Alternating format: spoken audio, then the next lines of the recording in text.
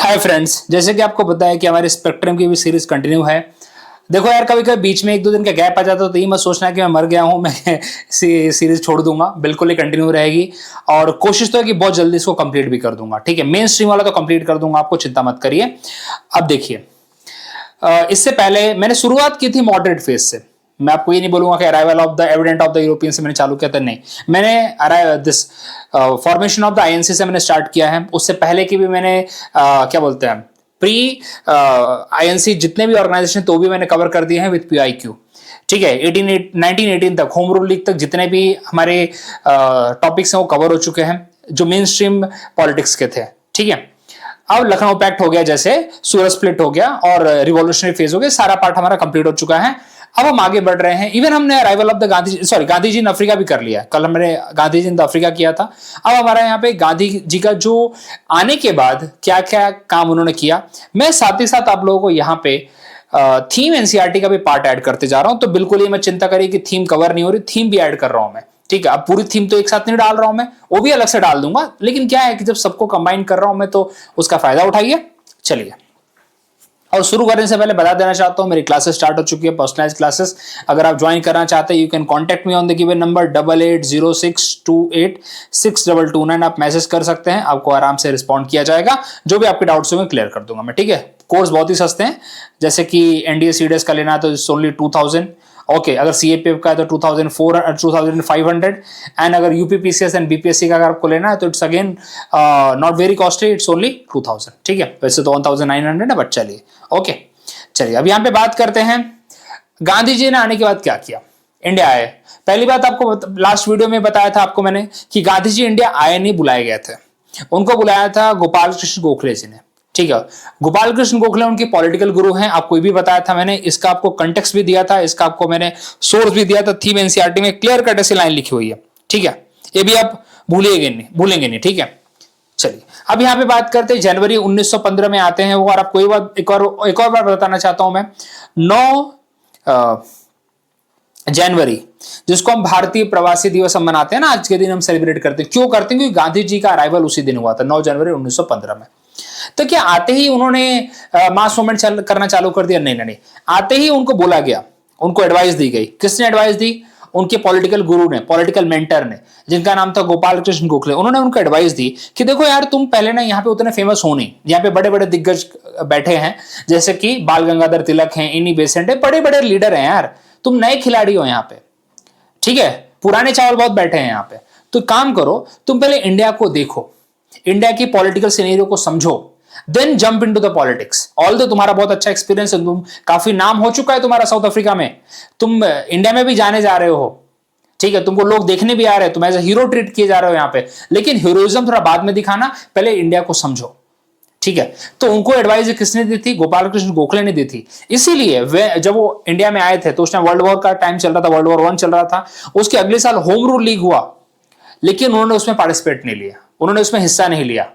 ठीक है, यहां तक कि उनका पहला अपीयरेंस बीएचयू में हुआ है। बीएचयू का जब इनॉग्रेशन हुआ था तो वो पहली बार उन्होंने जाके अटेंड किया, वहां पे अपना भाषण भी दिया था। वो भी आपको यहाँ पे बताऊंगा क्या क्या उन्होंने बोला उसके अंदर, उसके ऊपर क्वेश्चन आ चुके हैं। ओके, तो पहला उनका अपीयरेंस था, पब्लिक अपीयरेंस था, मतलब किसी बड़े प्लेटफॉर्म पे, जहां पे उन्होंने जितने भी एलाइट लोग थे, बड़े बड़े बोलते ना कि सूट बूट पहन के आके भाषण दे रहे थे, उनको उन्होंने क्रिटिसाइज भी किया कि आप यहाँ पे जो मासेस हैं उनको आप इग्नोर कर रहे हो, जो फार्मर्स हैं उनको आप इग्नोर कर रहे हो, उनका यहाँ पे कोई क्या बोलते हैं इंपॉर्टेंस ही नहीं दे रहे हो आप।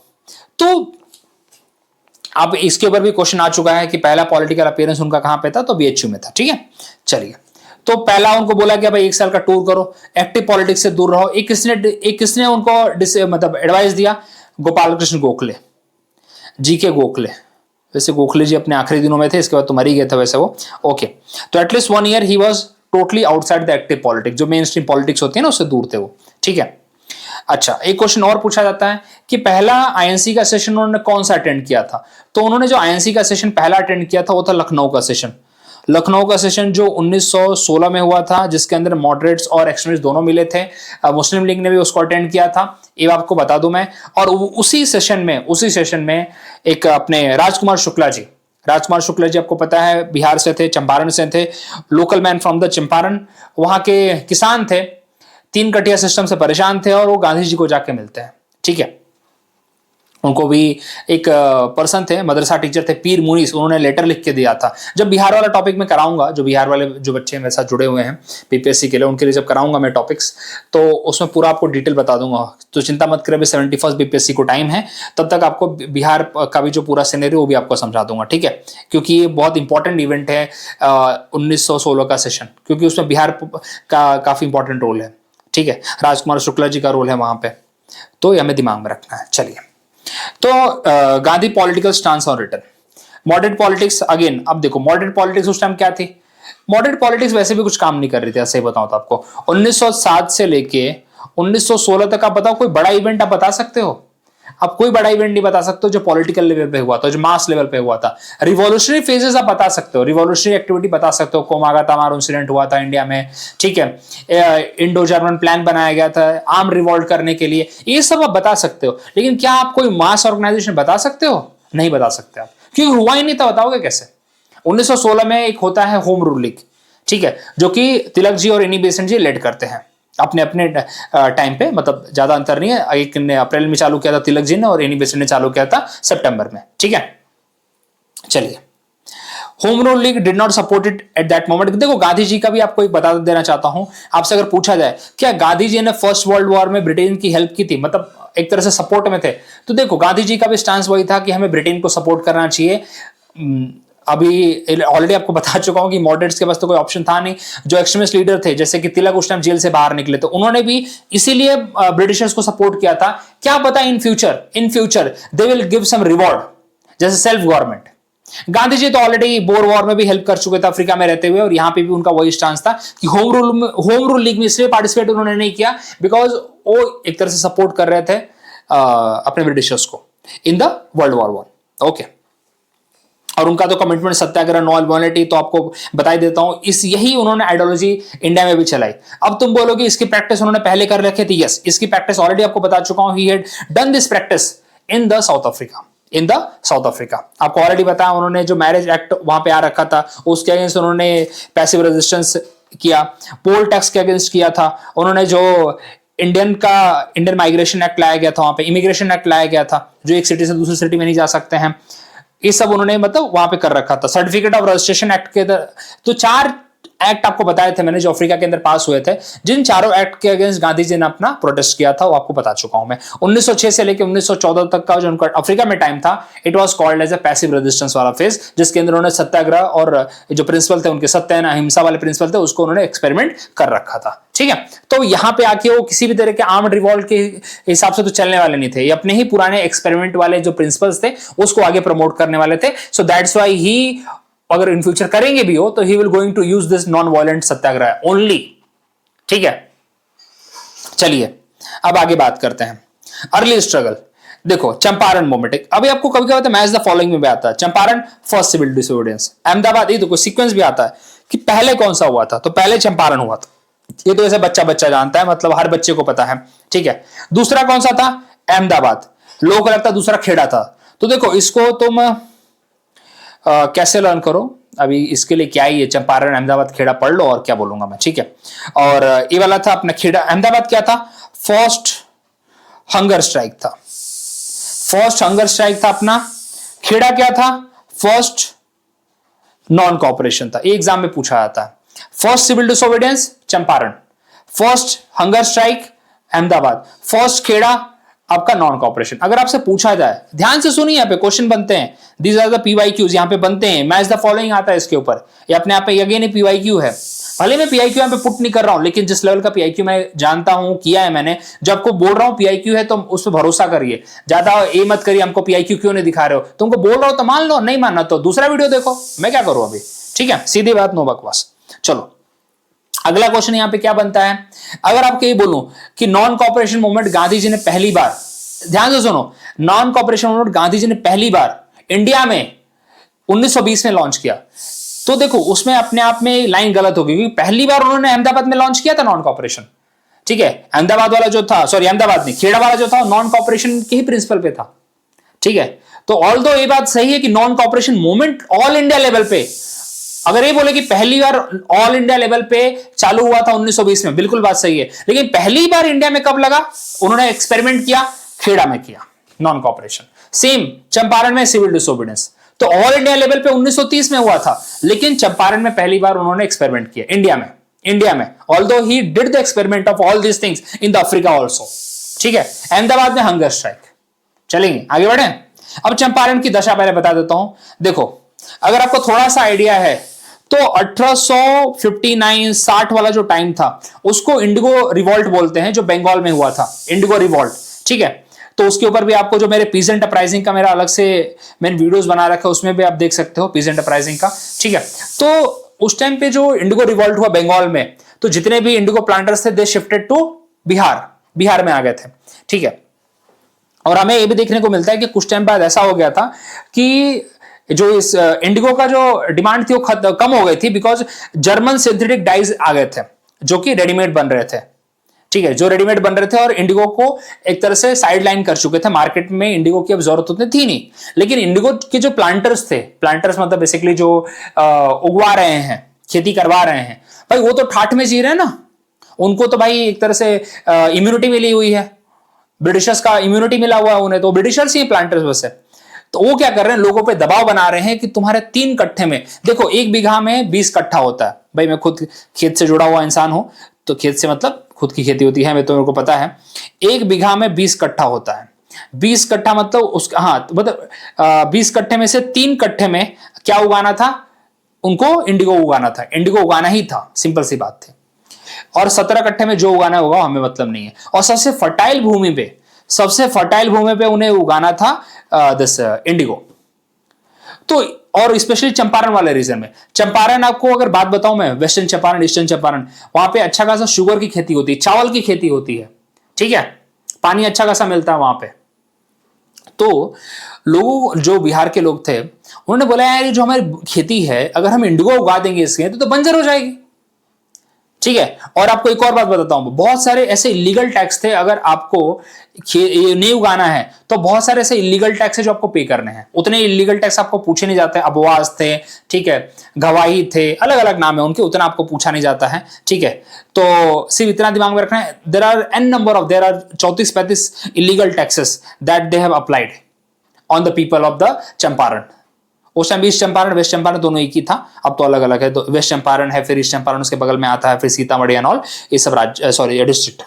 ओके, तो ये सिचुएशन थी बिहार मतलब स्पेशली चंपारण वाले क्षेत्र में, और उसकी वजह से बहुत दुर्दशा हो रखी थी लोगों की।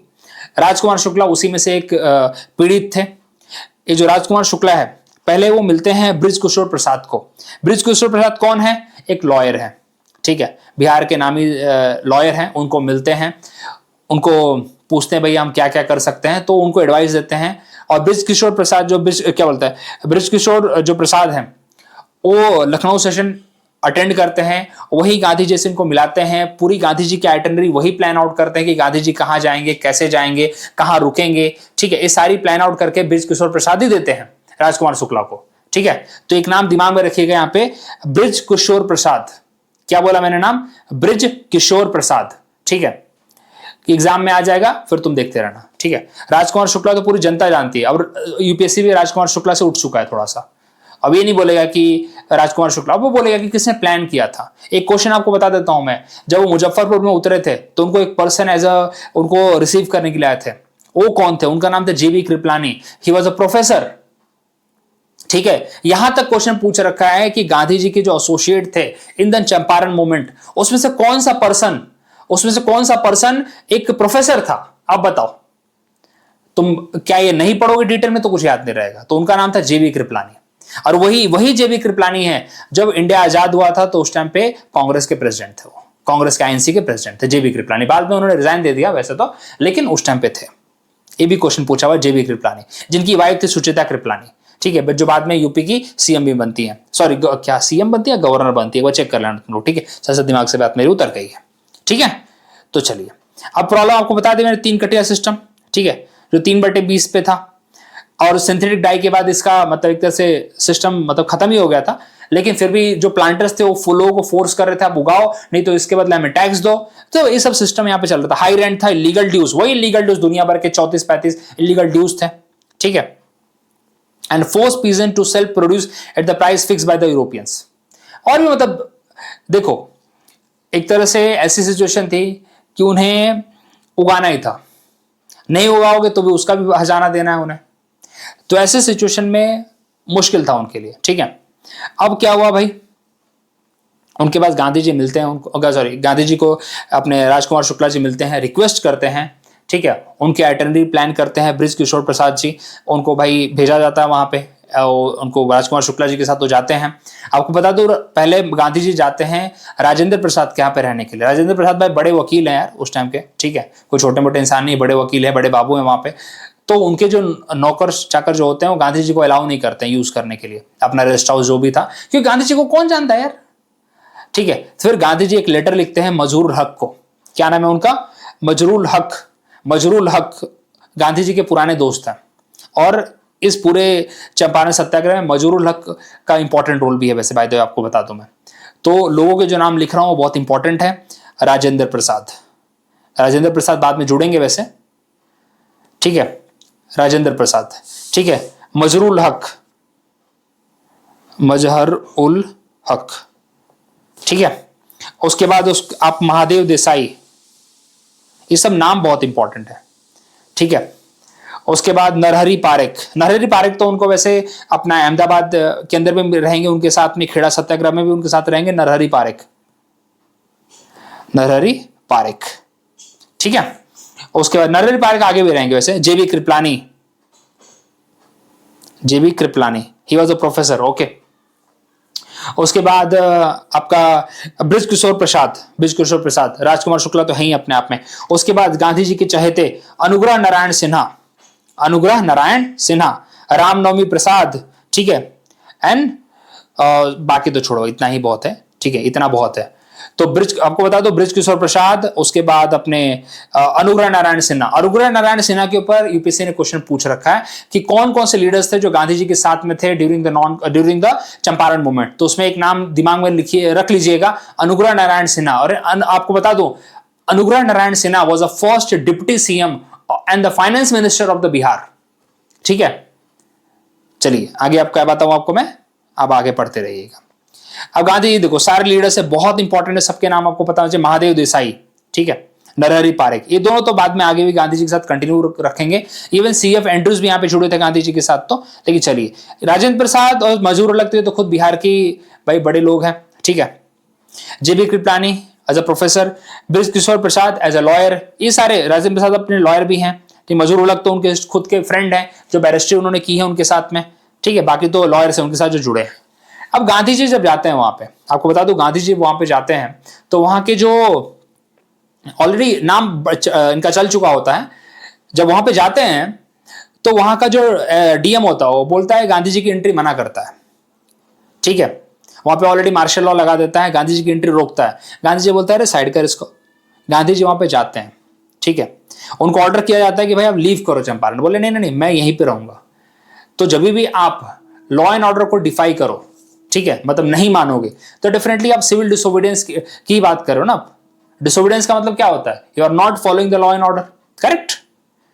तो पहली बार उन्होंने इस प्रिंसिपल को यूज किया, ठीक है। और बाद में वो जाके गिरफ्तारी भी देते हैं अपनी, बाद में जाके वो गिरफ्तारी भी देते हैं अपनी कि लो भाई मैं तुमको अपनी गिरफ्तारी भी देता हूं, अगर करना है तो कर लो। और उनके साथ 1000 लोग और जाते हैं, चलो हम भी गिरफ्तारी देंगे गांधी जी के साथ। तो एक तरह से मतलब पूरा सैलाब जुड़ जाता है उनके साथ। बोले भाई ये बंदा आ गया, अब हमारे लिए कुछ करेगा, ठीक है। तो बाद में अथॉरिटीज को गांधी जी को भाई समझ जाती है। वहां के जो गवर्नर होते हैं उस टाइम पे, जो वो भी जाके गांधी जी से मिलते हैं कि what can be done and all. तो भाई एक कमिटी बनती है 6 लोगों की, जिसके अंदर Gandhi ji itself a member, ठीक है। एक कमिटी बनाई जाती है। अब इसको थोड़ा सा मैं नेशनल फ्रंट के हिसाब से बात कर रहा हूं तो थोड़ा कम कवर कर रहा हूं मैं। अगर बिहार पॉइंट ऑफ व्यू से बात करूंगा तो कमेटी के अंदर कौन कौन से लोग तो वो भी जानना बहुत जरूरी है जब हम बीपीएससी के लिए पढ़ते हैं। भरोसा नहीं, आजकल यूपीएससी भी पूछ ले कि वो जो चंपारण एग्रीगेरियन कमेटी बनी थी उसके अंदर कौन कौन से लोग थे, ठीक है। उसमें Gandhi ji itself member, FG सलाई थे, ठीक है, और लोकल मेंबर्स काफी थे उसके अंदर, 4 लोग और थे, ठीक है। तो यहाँ पे कॉम्प्रोमाइज पे पहुंचते हैं, कॉम्प्रोमाइज पे पहुंचते हैं कि 3 कटिया सिस्टम को पहले से ही हटा दिया जाता है, हटा दो भाई, ये बोले एबॉलिश कर दो। दूसरा, अपने इलीगल ड्यूज जो लिए हैं उसको कंपनसेट करो पीजेंट्स को, और 25% कंपनसेशन की बात होती है। कितने परसेंट? 25%। और 25% को कंपनसेशन दे देता है जो कि प्लांटर्स अपने पीजेंट्स को देते हैं। तो ये यहाँ पे आउटकम है, आउटकम के ऊपर पूछा जाता है एज अ कॉम्प्रोमाइज क्या होता है, 25% of the money taken was return to the peasants. अब इससे इंपैक्ट क्या पड़ता है? इससे इंपैक्ट हमें ये पड़ता है कि जो पीजेंट्स थे, ठीक है, जो फार्मर्स थे, उनके अंदर एक अवेकन का कॉल आता है। इससे हमें ये समझ में आता है, इसका आउटकम हमें ये समझ में आता है कि जो पीजेंट वाला ग्रुप है, जो फार्मर्स वाला ग्रुप है, दे नाउ अंडरस्टैंड कि उन्हें अब मास मूवमेंट में कैसे पार्टिसिपेट करना है। तो अगर आप कोई क्वेश्चन पूछा गया है इससे पहले कि चंपारण मूवमेंट का आउटकम क्या है, तो चंपारण मूवमेंट का आउटकम ये है कि जो पीजेंट ग्रुप है, जो फार्मर्स ग्रुप है, now they have understood how they have to take part in the movement, what they have to do, करना क्या है उन्हें। और यहां से एक तरह से गांधी जी की ख्याति बढ़ना चालू होती है। और ऐसे तो कई किताबों में ये भी लिखा है कि इस मूवमेंट के बाद ही गांधी जी को अपने इन्होंने बापू कहा था, रविन्द्रनाथ टैगोर ने। लेकिन अलग अलग विचारक अलग अलग कहते हैं, लेकिन ये भी एक वन ऑफ द स्टांस है, ठीक है। तो चलिए, अब लॉन्ग टर्म इंपैक्ट वही है कि यूरोपियंस प्लांटर्स एरिया को छोड़ देते हैं और उनका ये जो पर्पस था जो सॉल्व हो जाता है। अब बीपीएससी वालों के लिए जब थोड़ा पढ़ाऊंगा तो और डिटेल में पढ़ाऊंगा, कितने मेंबर्स थे, क्या हुआ था, थोड़ा और डिटेल में करेंगे। लेकिन इतना डिटेल आपको इतने नहीं पूछा जाता है। आपको यहाँ पे क्वेश्चन कैसे पूछे जाते हैं, कौन कौन से मेंबर्स यहाँ पे एसोसिएटेड थे। तो एक बार वापस से रिकैप कर ले, कौन कौन से मेंबर्स थे, करना बहुत जरूरी है। शुरुआत यहाँ पे लखनऊ सेशन से करते हैं। लखनऊ सेशन में मिले थे राजकुमार शुक्ला जी उनको, ठीक है, एक फार्मर थे। वैसे तो ये भी पूछते हैं, पीर मुनिस ने लेटर लिख के दिया था उनको पैसे, एक क्या बोलते हैं, लखनऊ के कुछ नाम नहीं याद आ रहा मुझे अभी इनका, उन्होंने उनको पैसे दिए थे वहां तक जाने के लिए। ये सब चीजें, बहुत सारी चीजें, लेकिन उतना अपने को बिहार पीसेस के लिए कर लेंगे, इतना जरूरी नहीं है, ठीक है। एक बतख में का क्वेश्चन आया था, आपको बता दूं मैं, ठीक है। तो बहुत चीजें हैं यार, मतलब बिहार के लिए करेंगे तो काफी डिटेल में करेंगे, ठीक है। काफी सोर्सेस है बिहार का करने के लिए। अब यहाँ पे देखते हैं क्या बोलते हैं, हाँ, आपको नाम बता रहा था मैं, जैसे गांधी जी इटसेल्फ। अब यहाँ पे उसके बाद राजेंद्र प्रसाद है, राजेंद्र प्रसाद है, मजहरूल हक है, महादेव देसाई हैं, नरहरि पारेख हैं, जेवी कृपलानी है, वो प्रोफेसर, ओके, बार बार चिल्ला रहा हूं मैं। ब्रिज किशोर प्रसाद है, जिन्होंने पूरी आइटनरी प्लान की थी गांधी जी की। उसके बाद अनुग्रह नारायण सिन्हा, जो कि गांधी जी के बहुत बड़े चहेते हैं बिहार से, ओके। रामनवमी प्रसाद थे, ठीक है। तो ये लोग के नाम जरा दिमाग में रखेंगे आप लोग। These are the very important personalities that part of the Champaran movement. First civil disobedience movement था, 3 कटिया सिस्टम के अगेंस्ट था। चलिए आगे बढ़ते हैं अभी हम लोग, ठीक है। चलो बाकी आगे का देखते हैं। बाकी ये सब नाम अगर पढ़ लेना, सिग्निफिकेंस, पहला प्रैक्टिकल एप्लीकेशन गांधी जी का सत्याग्रह का, बिगिनिंग ऑफ गांधी लीडरशिप, ये सब अभी पढ़ लेना, ठीक है। ही डेमोन्स्ट्रेटेड कि कैसे पीजेंट्स को मोबिलाइज करते हैं, निगोशिएशन कैसे करते हैं, ये सब उन्होंने एक तरह से मास लेवल पे दिखाया, करके भी दिखाया। उनका नाम भी हुआ काफी ज्यादा, लेकिन उनका पहला रीजनल सत्याग्रह था। अगर एग्जाम में पूछे कि पहला रीजनल सत्याग्रह कौन सा था उनका, तो इट वाज द चंपारण, ठीक है। पहला मास लेवल का इंडिया लेवल पे कौन सा रहेगा, तो रॉलेट सत्याग्रह रहेगा, वो भी आपको बताऊंगा मैं, ठीक है। चलिए अब यहां पे अगला करते हैं भाई, अहमदाबाद मिल स्ट्राइक। अहमदाबाद मिल स्ट्राइक बहुत सिंपल कंसेप्ट है, पहला हंगर स्ट्राइक था उनका। देखिए देखो, ये डिस्प्यूट जो है ना, ये है हमारे वर्कर्स के बीच में और अपने ओनर्स के बीच में, ओनर्स और वर्कर्स के बीच में, एक एम्प्लॉयर और एम्प्लॉय के बीच में। वर्कर्स की डिमांड थी भाई हमारे वेजेस बढ़ाओ, 50% वेजेस हमारे बढ़ाओ। वर्क जो ओनर्स थे उन्होंने बोला कि नहीं, हम वेजेस इतना तो नहीं बढ़ा सकते, लेकिन हम यहाँ पे 20% वेजेस बढ़ा सकते हैं। ओनर्स कितना बोल रहे, 20%। वर्कर्स बोल रहे 50%। क्यों बोल रहे वर्कर्स 50%? क्योंकि उस टाइम पे वर्ल्ड वॉर चल रहा है, इन्फ्लेशन आ रखा है, और वॉर टाइम इन्फ्लेशन से डील करने के लिए they wanted the hike in the money, salary, simple सी बात है। तो वहां पे गांधी जी को वहां के बुलाया गया, ठीक है। और यहाँ पे एक पर्सन है जिनका नाम है अनसुईया साराबेन। क्या नाम है भैया? अनसुईया साराबेन, जो कि वर्कर्स के लिए लड़ाई लड़ती हैं, वर्कर्स के लिए लड़ाई करती हैं। लड़ाई करती मतलब वर्कर्स के लिए भाई डिमांड की बातें करती हैं, ठीक है। और अनसुईया साराभाई के जो भाई हैं जिनका नाम है अंबालाल साराभाई, अनसुईया साराभाई, और इन्हीं के भाई हैं हर ब्रदर अंबालाल साराभाई। जो अंबालाल साराभाई है ना, वो एक अपने आप में मिल ओनर भी हैं, अपने आप में मिल ओनर भी हैं, और अपने आप में अहमदाबाद मिल ओनर एसोसिएशन के मेंबर भी हैं, प्रेसिडेंट भी हैं। ठीक है, तो यहां पे एक चीज निकल के आती है कि गांधी जी अनसुईया साराभाई को, दोनों गांधी जी को जानते हैं, गांधी जी को दोनों जानते हैं। गांधी जी अंबालाल साराभाई से भी मिलते हैं, सिचुएशन को समझते हैं। ठीक है, अनसुईया साराभाई गांधी जी को भी बोलती हैं कि देखो इसके लिए हमें बोलते हैं कंसिलिएटरी मेजर्स। देखो गांधी जी भी इस चीज को समझते थे, गांधी जी भी जब लेबर्स की बात करते हैं तो इस चीज को बताते हैं। गांधी जी का फिलॉसफी भी है, आपको बता देना चाहता हूं मैं। गांधी जी हमेशा ट्रस्टीशिप को प्रमोट करते हैं। और गांधी जी का एक कंसेप्ट और है, उनका मानना है कि don't go on the strike. ठीक है, एम्प्लॉयर के भी अपनी कुछ मजबूरियां होती हैं। ठीक है, और क्या बोलते हैं, हमें हर चीज को देखना पड़ेगा, एम्प्लॉयज भी जरूरी है और एम्प्लॉयर भी जरूरी है। तो इसलिए वो बोलते हैं कि 35% के लिए हम जाते हैं, ना कि हम यहां पे किसके लिए जाते हैं, 50% के लिए जाते हैं, क्योंकि 50% is too much, 20% is very less. तो हम एक मीडियोकर प्लान पे जाते हैं जिसका पर्पस है 35%। और शुरुआत में तो भाई जो ओनर्स एसोसिएशन होता है वो इस बात को मानता ही नहीं है, जो क्या बोलते हैं एम्प्लॉयर्स एसोसिएशन होता है इस बात को मानता ही नहीं, बोले हम नहीं मानेंगे। फिर गांधी जी हंगर स्ट्राइक पे जाते हैं, भूख हड़ताल पे जाते हैं, और फाइनली यहाँ पे अपनी बात मनवा लेते हैं। 35% वेजेस हाइक होता है वर्कर्स का। इतना ही एग्जाम में इस पे क्वेश्चन पूछा जाता है। कौन से दो लोगों का नाम यहाँ पे इंपॉर्टेंट है, अनसुईया साराभाई और अंबालाल साराभाई। ठीक है, अंबालाल साराभाई तो गांधी जी के साथ आगे भी जुड़े रहेंगे। और एक और जो आपको अनसुईया साराभाई इसलिए बता रहा हूं, बार बार चिल्ला रहा हूं मैं, क्योंकि अनसुईया साराभाई, अनसुईया बेन भी बोलते हैं इन्हें, मतलब गांधी आई थिंक गुजराती में Ben is a kind of बहन होता है, मुझे ऐसा लगता है। ठीक है, तो Ahmedabad textile labour association, Ahmedabad textile labour association, ये बनाया जाता है अनसुईया साराभाई की मदद से। अनसुईया साराभाई अंबालाल साराभाई की बहन है और उनकी मदद से बनाया जाता है। गांधी जी भी इसमें इन्वॉल्व है। तो एग्जाम में अगर पूछा जाए कि अहमदाबाद टेक्सटाइल वर्कर एसोसिएशन जो है, अहमदाबाद टेक्सटाइल वर्कर एसोसिएशन जो है, लेबर एसोसिएशन है, वो किसकी मदद से बनाया जाता है, तो गांधी जी की मदद से। गांधी जी इन्वॉल्व है और अनसुईया साराभाई इन्वॉल्व है। पर्पस वही है कि लेबर्स के लिए यहाँ पे काम करना है। ठीक है, इस यहाँ पे इतना ही कंसेप्ट है, इसके बाद ज्यादा आपको पूछा भी नहीं जाता। ठीक है, तो ये देखो ये डिमांड इनकी थी, लेकिन उनके ओनर्स क्या बोल रहे थे, 20% करो। फिर गांधी जी बीच में जब निगोशिएटर आते हैं, बोलते हैं कि नहीं, we have to go for the कितने परसेंट, 35%। ठीक है, स्टार्टिंग में तो बात नहीं मानते हैं यहाँ पे, लेकिन समहाउ व्हेन गांधी जी अपने धमकी उमकी देते हैं, भाई हंगर स्ट्राइक पे एंड ऑल, क्या बोलते हैं, इंडेफिनाइट हंगर पे जा रहा हूं, तो डेफिनेटली भाई कोई भी झुक जाएगा उस टाइम पे।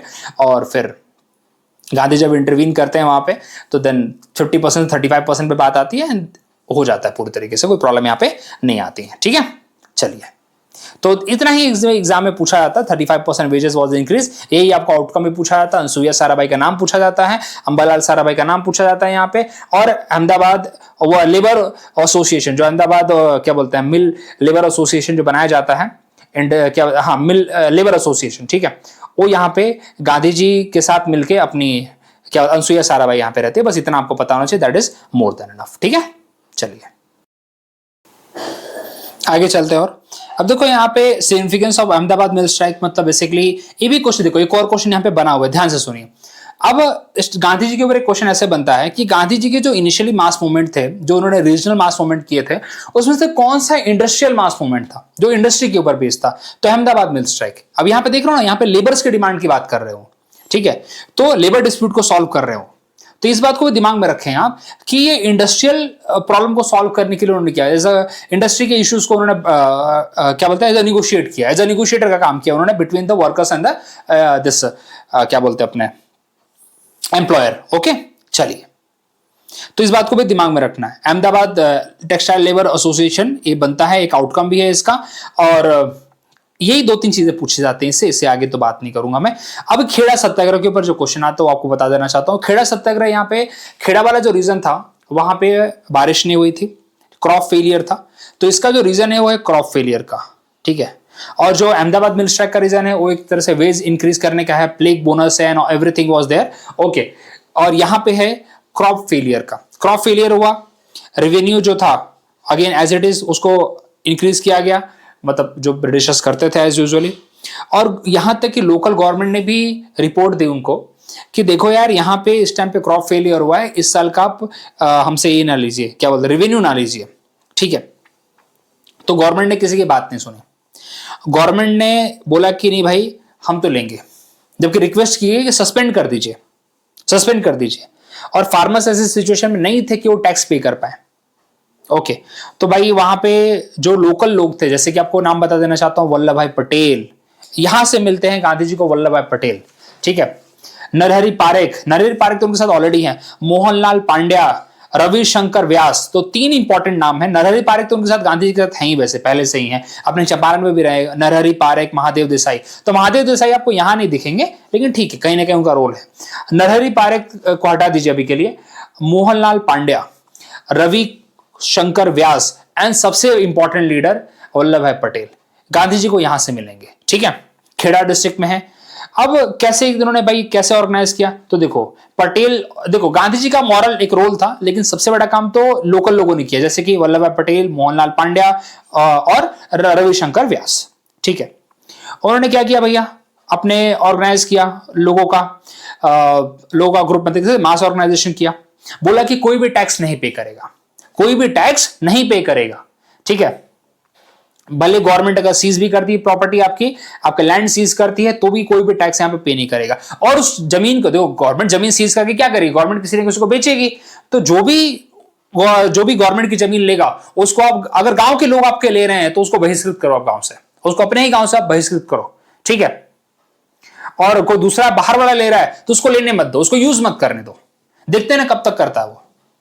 तो ऐसा देखने को मिला कि ये इन्होंने कंटिन्यू रखा, तो एक टाइम ऐसा आ गया कि गवर्नमेंट को सस्पेंड करना पड़ गया उस पर्टिकुलर ईयर का क्या बोलते हैं दिस टैक्स, ठीक है। इतनी ही इंपॉर्टेंट बात है इसके लिए। और इसमें जो इंपॉर्टेंट लीडर्स का नाम आता है वो आपको बता चुका हूं, वल्लभ भाई पटेल। और आपको अभी क्वेश्चन पूछूं अगर मैं, कि दो इंपॉर्टेंट लीडर आपको दिख के आ रहे होंगे, एक राजेंद्र प्रसाद और एक है वल्लभ भाई पटेल। राजेंद्र प्रसाद उनको कहां मिले, चंपारण के अंदर, ठीक है। और वल्लभ भाई पटेल कहां मिले, खेड़ा के अंदर, ठीक है। अब अनसुईया साराभाई कहां मिलती हैं उनको, अपने अहमदाबाद जो मिल स्ट्राइक था उसके अंदर मिलती हैं, ठीक है। अंबालाल साराभाई, अहमदाबाद क्या बोलते हैं, अनसुईया साराभाई, ठीक है। चलिए इतना ही इंपॉर्टेंट है इसके अंदर, ज्यादा आपको पूछा नहीं जाता, ठीक है। बाकी तो आपको ये सब पढ़ लेंगे तो आपको समझ में आ जाएगा। Okay, call for the non cooperation, Gandhi advise farmers to refuse the payment of taxes, there was the first organized use of non cooperation against the British rule in India, ठीक है। चलिए, सरदार वल्लभ भाई पटेल, बाकी लोगों का नाम को बता दें, मोहनलाल पांड्या, और यहां पे मोहनलाल पांड्या, रविशंकर व्यास है तो इंपॉर्टेंट है, ऑर्गेनाइज द टैक्स रिवॉल्ट, ठीक है। चलिए, बाकी जो भी ले रहा है, जो भी आपके गांव वाला ही पर्सन अगर टैक्स पे कर रहा है, उसको सीधा गांव से निकालो, ठीक है, उसको बाइकआउट करो, उसको सर्विसेज मत दो, ये सब तरीके इन्होंने यहां पे अपनाए, ठीक है। चलिए आगे देखते हैं। सिग्निफिकेंस तो ज्यादा कुछ पूछा नहीं जाएगा। अब आपको कुछ चीजें बता देना चाहता हूं मैं, जो कि मैं यहाँ पे लेके जो आया हूं ना, वो लाया हूं आपका मैं थीम वाला पार्ट। ये ऑलरेडी आपको कल बताया था मैंने। गांधी जी का पहला मेजर अपीयरेंस कहां हुआ था, बीएचयू में हुआ था। एक क्वेश्चन पूछा हुआ है, ठीक है। गांधी जी ने किसके एडवाइस पे पूरा इंडिया भ्रमण करने का देखा, on Gokhale's advice, on Gopal Krishna Gokhale. कौन से बुक का है, थीम एनसीईआरटी। डायरेक्ट क्वेश्चन है ये, 2 पीवाईक्यू यहीं पे बनते हैं आपके, 2 क्वेश्चन यहीं पे बनते हैं आपके, ठीक है। चलिए अगला, उन्होंने अटेंड किया था पहला जो क्या बोलते हैं, पहला जो उनका पब्लिक अपीयरेंस था बीएचयू के वहां पे था ना, वहां पे एनी बेसेंट भी थी, बड़े बड़े डिग्नेटरीज थे वहां पे। गांधी जी की स्पीच बहुत इंपॉर्टेंट थी। गांधी जी की स्पीच में उन्होंने एक लाइन बोली है, ध्यान से सुनिए। हमारा जो सेल्वेशन है, ये देखो ये लाइन बहुत इंपॉर्टेंट है, सीधा सीएपीएफ में यहां पे पूछा हुआ है, सीएपीएफ में पूछा हुआ है भैया, ये लाइन है सीधा। और salvation can only come through the farmers, neither the lawyer nor the doctor nor the rich landlord going to secure it. तो अगर क्वेश्चन आए कि भाई सेल्वेशन की जो बातें कर रहे हैं, सेल्वेशन मतलब यहाँ पे बोलते हैं ना कि भाई क्या बोलूं मैं हिंदी में, चलो तो किसके बारे में बात कर रहे हैं, फार्मर्स की बातें कर रहे हैं यहाँ पे। वो अनटचेबल की बात नहीं कर रहे। क्वेश्चन में आपको अनटचेबल दे रखा था, आपको बता दूं मैं, सीएपीएफ का क्वेश्चन है, अनटचेबल वहां पे दे रखा है। Gandhi is talking about the farmers here, not the untouchables, no anybody है, सिर्फ फार्मर्स की बात यहां पे कर रहे हो, ठीक है। और बोल रहे हैं कि सेल्वेशन जो हमें मिलेगा, जो भी हमें सब कुछ खाने पीने को मिल रहा है, फार्मर्स की वजह से ही मिल रहा है। तो हमें वहां पे उनको प्रिविलेज, उनको यहां पे कुछ देना चाहिए, ना कि सिर्फ यहां पे हम बैठ के बड़ी बड़ी बातें हाँ कर रहे हैं, ठीक है। बिकॉज यहां उन्होंने क्या बोला, मिलियंस ऑफ पुअर तो एब्सेंट है यहां पे सिर्फ कौन है, सिर्फ यहां पे डिग्नेटरीज आ रखे हैं, रिचली बेडरॉक आ रखा है यहां पे। यही गांधी जी की स्पीच का पूरा क्रक्स है और बहुत इंपॉर्टेंट है, ये पीवाईक्यू है, ठीक है, तो जब बता रहा हूं पीवाईक्यू तो मान लो, नहीं तो सीपीएफ का 2015-16 का पेपर देखो मिल जाएगा, तो मेहनत करो, नहीं तो यहां से भी बता रहा हूं तो भी लो, ठीक है। This is all about. उसके बाद गांधी जी की एक और चीज, बाकी आपको बताया 1917 में उन्होंने चंपारण लीड किया, फिर उसके बाद अपने खुद के ही राज्य में उन्होंने अहमदाबाद वाला आपको बता ही दिया मैंने, ठीक है। उसके बाद टेक्सटाइल मिल वर्कर, फिर खेड़ा के अंदर उन्होंने, तो ये तो उन्होंने बेसिक सा दे रखा, आपको भी पता है, बस आपको मैंने अपने पीडीएफ में दे दूंगा, पढ़ लेना इसको, ज्यादा इसमें कुछ नहीं है, ज्यादा इसमें कुछ नहीं है। चलिए, दिस इज ऑल अबाउट, ठीक है। तो चलिए, इसके बाहर अभी अगला आपको रॉलेट एक्ट जब पढ़ाऊंगा तो बाकी चीज आपको रॉलेट एक्ट में मिल जाएंगी, और नॉन कॉर्पोरेशन के लिए भी उन्होंने एक ग्राउंड प्रिपेयर किया, वो सब भी आपको बता दूंगा, चिंता मत करिए। और अगला वीडियो मेरा रॉलेट एक्ट पे ही रहेगा, क्योंकि ये सीरीज कंटिन्यू रहेगी। देखो यार, परेशानी मेरे साथ वही हो रही है, मैं बार बार आपको बता रहा हूँ, प्लीज समझने की कोशिश करिए, अदरवाइज मैं दिन में 5-6 वीडियो डालता रहा हूं मैं, लेकिन थोड़ी परेशानी आ रही है मेरे को because of the power cut and आप सिचुएशन देख ही रहे हैं आजकल, और मैं जहां पे रहता हूं अपने यहाँ पे कैंट एरिया है, थोड़ा सा वहां पे सिचुएशन ऐसी आ रखी हैं, so that's why, safety reason and all. So thank you very much, मिलते हैं अगले वीडियो में।